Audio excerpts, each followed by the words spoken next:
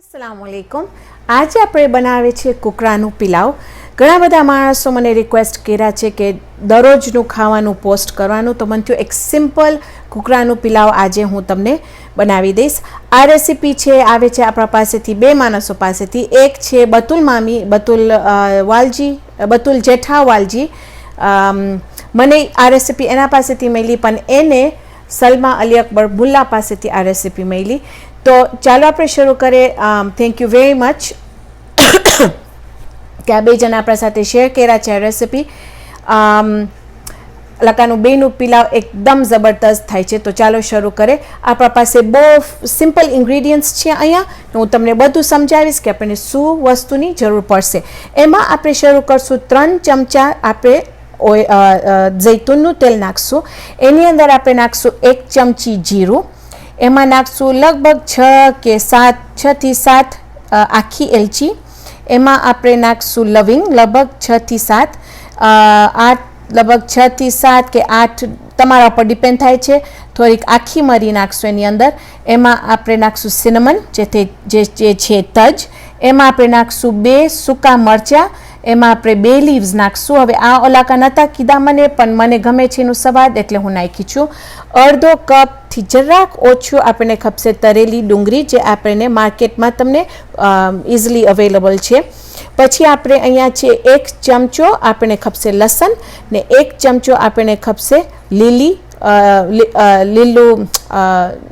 ચટણી, અને એમાં આપણે નાખશું 1 ચમચો દહીં, આપણે નાખશું નિમક આપણા સ્વાદ પ્રમાણે। અહીંયા છે મારી પાસે લીંબુ લગભગ 1 ચમચી કે 1.5 ચમચી લીંબુ કે તમારા સ્વાદ પ્રમાણે।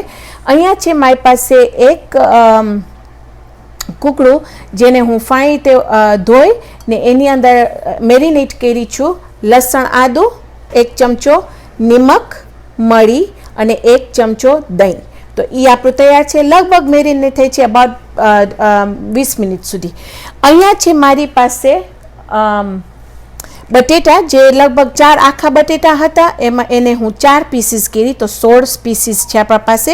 પણ તમને જેટલું વધારે કે ઓછું તમારા ઉપર છે કે તમે કેટલું એમાં નાખજો। એને તમે ફાઇન રીતે છોલી અને કાપીને પાણીમાં નાખી દેજો, તો શું એનું રંગ કાળું ના થઈ જાય। અહીંયા છે મારી પાસે 2 કપ ચોખા, 2 મેઝરિંગ કપ્સ ચોખા। એની અંદર આપણને ખપશે 4 કપ પાણી। હવે તમે કહેશો કે આ વધારે છે, તમે જો અહીંયા મેઝરમેન્ટ જોશો તો મને કહેશે કે આ તો વધારે પાણી છે, પણ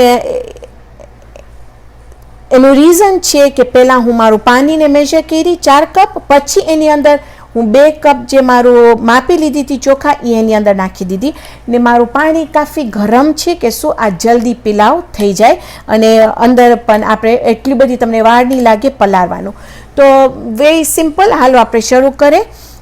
એમાં આપણે ચૂલા ઓન કરશું, આપણે એને બહુ હાઈ હીટ ઉપર નહીં રાખે। એમાં નાખશું આપણે આપણું તેલ, અને જો તમને તેલ આમ લાગતું હોય કે તમે તેલ નથી ખાતા બહુ ને તમને ઓછું નાખવું છે તો ઓછું કંઈ નાખજો, તમે 2 ચમચા નાખજો, જરાય વાંધો નથી। પણ હું કેમ 3 ચમચા નાખું છું, કારણ કે જરાક પિલાવમાં જો તેલ વધારે હોય જરાક, તો આપણા જે આ આખા ગરમ મસાલા છે એ ફાઇન રીતે તરાશે। ઓકે, પછી આપણે શરૂ કરશું। એની અંદર નાખવાનું આપણી જીરું, એલચી, લવિંગ, મરી, તજ, મરચાં અને 2 લીવ્સ। હવે આપણે ખોપરશું કે આ જરાક તરાવા માંડે,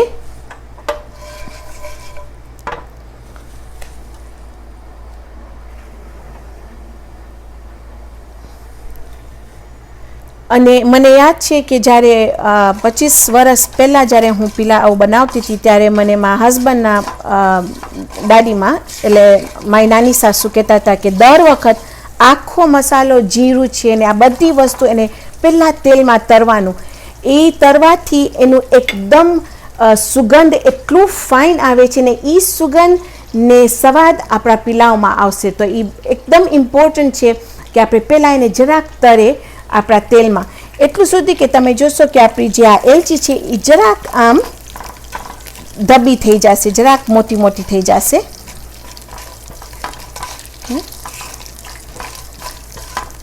હવે હું મારું જ્યારે ઇંગ્લિશ વિડીયો આનું કરતી હતી, મારું અંગ્રેજી વિડીયો, તો એની અંદર હું ડુંગળી નાખી આમાં, ને મારી ડુંગળી બહુ જલ્દી ડાર્ક થઈ ગઈ. તો હમણાં હું શું કરીશ કે પહેલાં આપણે નાખી દઈશું આપણું લસણ અને ગ્રીન ચટણી. ભલે જરાક તરાય, એનું પણ સ્વાદ એકદમ ફાઇન થશે.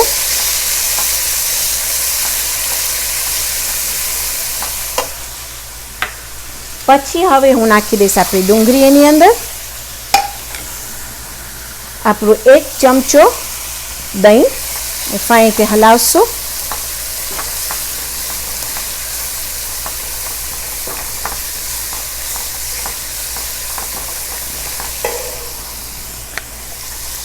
નિમક આપણે નાખશું તમારા સ્વાદ પ્રમાણે.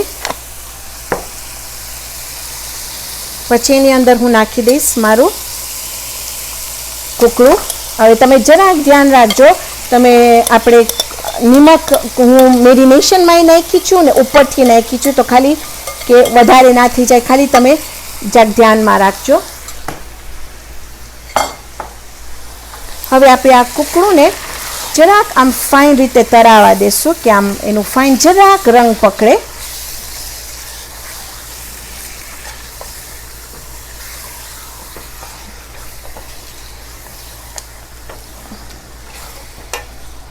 હવે હું જરાક ધીમો ઢાંડો આપણું જરાક આકરો રાખીશ, તો જરાક ફાસ્ટ થાય. પછી એની અંદર આપણે નાખી દઈશું આપણું લીંબુ.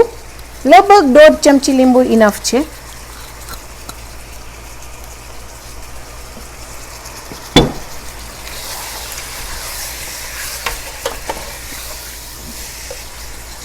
જ્યાર સુધી આપણું ચિકન તરાય છે ત્યાર સુધી હું બટેટા પણ આપણા અંદર નાખી દઈશ.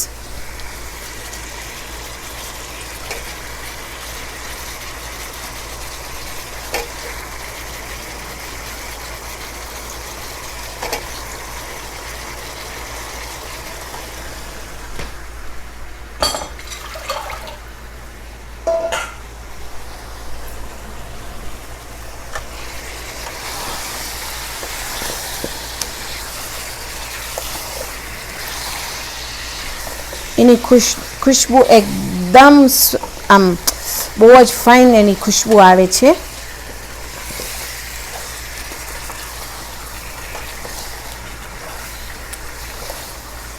અને હું તમને પાછું એક વખત કહીશ, મને ખબર નથી કે હું તમને કીધી કે નહીં, જે આપણે જે કુકડું જે આપણે મેરિનેટ કર્યા એની અંદર તમે મેક શ્યોર કરજો 1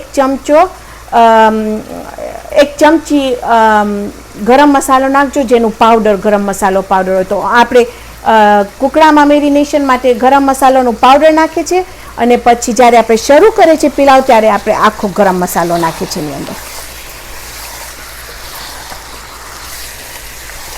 તો તમે જોશો કે જરાક આપણું કલર પકડવા આવ્યું છે.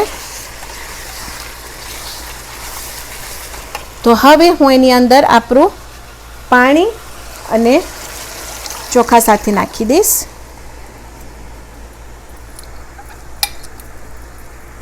ને આપણું ટાંડો હજી હું આકરા ઉપર રાખી છું, કારણ કે મને ખપે છે કે જલ્દી ઉકળે.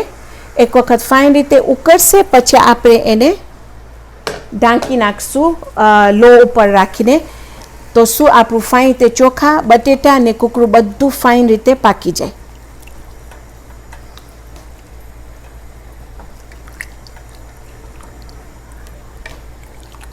અહીંયા તમે જોશો કે એટલું ફાઇન રીતે આપણું પિલાવ ઉકળે છે. તો હવે આપણે એને લગભગ મીડિયમ લો ઉપર રાખી અને એને ઢાંકી નાખશું કે શું ફાઇન રીતે પાકી જાય આપણું કુકડું, ચોખા ને બટેટા. આ ટાઈમે અત્યારે તમે પ્લીઝ થોડુંક સ્વાદ એનું લેજો કે શું તમને એમાં ખબર પડે કે એનું નિમક ને બધું બરાબર છે. 20 મિનિટ પછી આપણે આવશું, હું તમને બતાવીશ કે આપણું પિલાવ થઈ જશે અને સાથે સાથે હું તમને બતાવીશ કે આપણે એક જાતનું કચુંબર બનાવશું કે જે અમે ઘરે એને અમે એના સાથે સાવ પાકી ગયું છે. હું તમને બતાવીશ કે કેવું લાગે છે. અહીંયા એવું ફાઇન તે ગરમ છે. ઓકે, હવે 20 મિનિટ લાગી. તમે જોશો કે આપણા ચોખા એકદમ ફાઇન રીતે ફૂટી ગયા છે, આપણા બટેટા પણ પાકી ગયા છે અને તમે ચમચાથી કરશો તો એ પણ તૂટી જશે, એટલે આપણું ચિકન પણ પાકી ગયું હશે.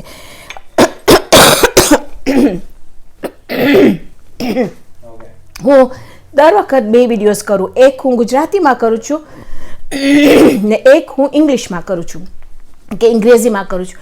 હવે બે વસ્તુ હું સેમ જે રીતે આપણા મેજરમેન્ટ્સ હતા, આપણું માપ સેમ હતું, ખાલી મને તમને બતાવ્યું છે કે જો તમને આવું પિલાવ ખપતું હોય કે જેનું રંગ જરાક ચોકલેટી હોય કે તમારો પિલાવ જરાક ચોકલેટી હોય તો તમે ડુંગળીને તરાવા દેજો જરાક વાર. અને તમને જો ખપતું હોય કે તમારું પિલાવ ધોરું હોય વધારે તો જેવી રીતે આપણે અહીંયા કર્યા તમે એવી તામ જ કરજો કે બધી વસ્તુ નાખી દેજો અને ડુંગળીને બહુ તરાવા નહીં દેજો. હવે હું તમને કીધી કે હું તમને જલ્દી બતાવીશ કે આપણે કચુંબર અમે કેવી તામ બનાવે છે. એની અંદર કાંઈ આપણું માપ નથી, પણ એની અંદર હું ગાજર નાખી દઈશ નાના બટકા કાપીને. એની અંદર હું ડુંગળી નાખી દઈશ જેને હું સાવ પાતળી સ્લાઇસ કરી છું.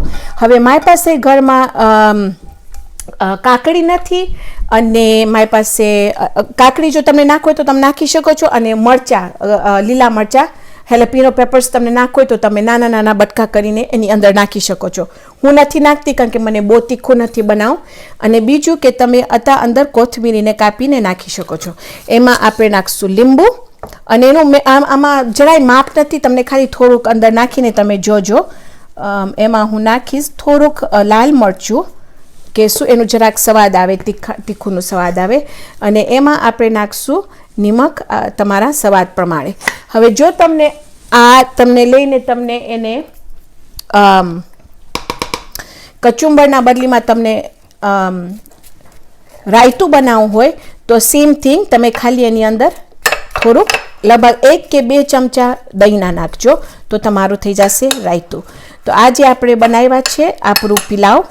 હું એને અમારો અંગ્રેજી વિડીયો બંધ કરીને એ પણ હું એને ટ્રાય કરી ખાવા માટે, ને એનો સ્વાદ એકદમ જબરદસ્ત થયું છે.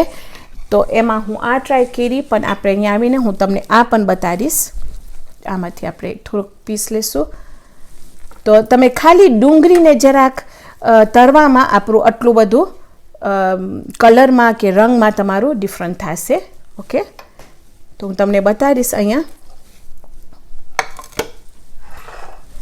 કે આપણે આપણું કૂકડું કાપશું તો તમે જોશો કે એકદમ અંદર ધોરું છે, જરાય લાલ નથી, એટલે આપણું કૂકડું એકદમ પાકી ગયું છે અને એકદમ પોચું છે. આમ વધારે રંધાનું નથી તો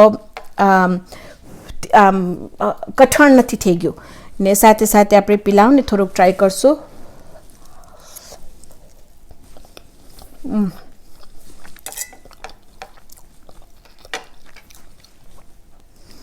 એકદમ ફાઇન થયું છે, પણ એમાં ડિફરન્સ છે. જો તમે ડુંગળીને તરાવા દેશો જરાક તો એનો સ્વાદ જરાક વધારે ફાઇન થશે, ને આનું સ્વાદ જરાક વધારે લો હશે. તો આજે આપણે બનાવ્યા છે પિલાવ. હું તમને 2 જાતનું બતાવી રહી છું. ઇન્શાલ્લાહ આવતી વખતે આપણે બીજી જબરદસ્ત રેસીપી બનાવશું. તો ત્યાર સુધી ખુદા હાફિઝ.